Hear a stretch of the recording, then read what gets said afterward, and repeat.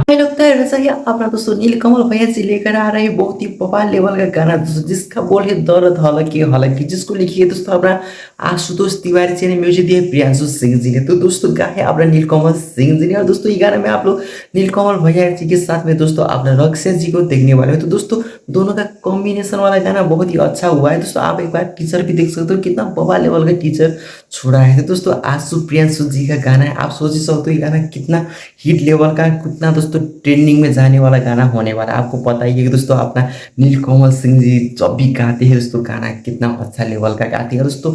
नीलकमल भैया जी का दोस्तों प्राय सब गाना दोस्तों ट्रेंडिंग में जाता है। और दोस्तों ट्रेंडिंग स्टार है अपना नीलकमल भैया जी। तो दोस्तों ये गाना भी रिलीज होते ही तहलका मचने वाला है दोस्तों आज इसका खाली टीजर रिलीज किया गया है, कल तक इसका दोस्तों फुल वीडियो आप लोग को देखने को मिलने वाला है दोस्तों।